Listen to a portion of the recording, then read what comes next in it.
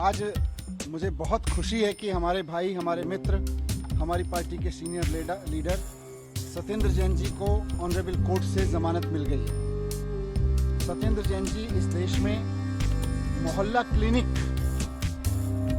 की क्रांति के जनक हैं। पब्लिक हेल्थ सिस्टम को, सरकारी हेल्थ सिस्टम को, सरकारी लोकल हेल्थ सिस्टम्स को, सरकार के बड़े बड़े हॉस्पिटल्स को कैसे शानदार बनाया जा सकता है, और ये कोई असंभव काम नहीं है, इसको संभव करके दिखाया सत्येंद्र जैन जी।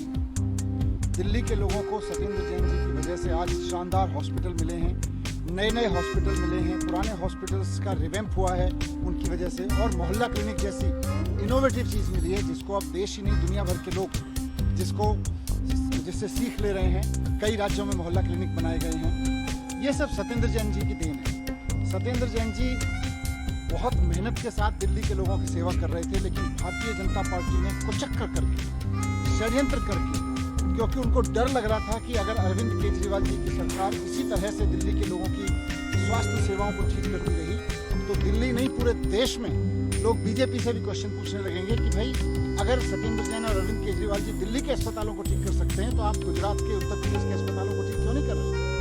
आप बाकी राज्यों के जहां आपकी सरकार है वहां के अस्पतालों को, सरकारी अस्पतालों को ठीक क्यों नहीं कर रहे? ये बात पूछने लगेंगे। इसलिए सत्येंद्र जैन जी को गिरफ्तार किया गया। कुछ नहीं मिला उनके खिलाफ, तो 4 बार उनके घर पे ईडी की रेड की भारतीय जनता पार्टी ने, ईडी की रेड कराई उनके घर पे, लेकिन उसके बावजूद उनके घर से एक पैसा नहीं मिला, एक कागज नहीं मिला। झूठे आरोप में, झूठे षड्यंत्र के तहत पीएमएलए कानून लगा के उनके ऊपर उनको जेल में रखा गया। ये भारतीय जनता पार्टी की बहुत बड़ी साजिश थी। आज भारतीय जनता पार्टी की पूरी साजिश का पर्दाफाश हुआ है, क्योंकि सत्येंद्र जैन जी के खिलाफ कुछ नहीं निकला।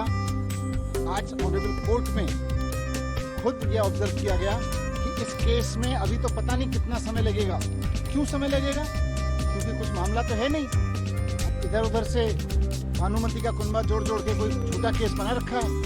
तो आज मोदी जी को, भारतीय जनता पार्टी को सत्येंद्र जैन जी से माफी मांगनी चाहिए, उनके इतने सारे दिन खराब करने के लिए। और सिर्फ सत्येंद्र जैन जी से नहीं, आज मोदी जी को और भारतीय जनता पार्टी को दिल्ली के लोगों से माफी मांगनी चाहिए, क्योंकि सत्येंद्र जैन जी के जेल में जाने से सरकारी अस्पतालों में जो काम इतनी तेजी से चल रहा था उसका नुकसान हुआ है। सत्येंद्र जैन जी के जाने से मोहल्ला क्लिनिक में जो काम चल रहे थे उनका नुकसान हुआ है। भारतीय जनता पार्टी ने सत्येंद्र जैन जी को जेल में डाला, मुझको जेल में डाला झूठे आरोप लगा के, अरविंद केजरीवाल जी को जेल में डाला, संजय सिंह जी को जेल में डाला। और सब चीजों में, इन सब मामलों में एक चीज कॉमन है, किसी के यहाँ से कुछ नहीं निकला।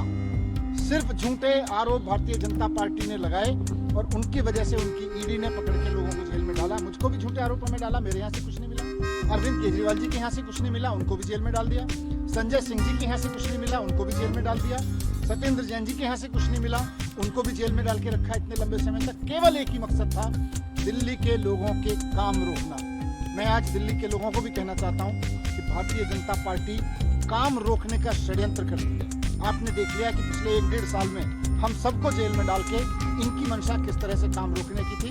लेकिन अब अरविंद केजरीवाल जी बाहर हैं, उसके पहले संजय सिंह जी, मैं बाहर आ गए थे, सत्येंद्र जैन भी बाहर आ गए हैं।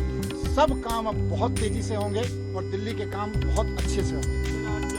आज संभावना बन रही है कि जो तिहाड़ से बाहर निकल सकते हैं, तो आप सबको जाएंगे उनको लेने के लिए? बिल्कुल लेने जाएंगे। सत्येंद्र जैन जी हमारे सबके हीरो हैं, हम सबके नहीं, पूरी दिल्ली के हीरो हैं। हेल्थ सिस्टम को देखें तो पूरे देश के हीरो हैं सत्येंद्र जैन जी, उनको लेने जाना बनता है। विधानसभा में ठीक पहले सारे नेता आपके जो बाहर आने, देखिए भारतीय जनता पार्टी ने क्यों डाला सबको जेल में? सिर्फ इसलिए ना कि मैं, सत्येंद्र जी, अरविंद केजरीवाल जी के नेतृत्व में जिस तरह से एक के बाद एक हेल्थ सिस्टम, एजुकेशन सिस्टम, बिजली के सिस्टम में, पानी के सिस्टम में काम कर रहे थे, उन कामों को रोकना इनका मकसद था।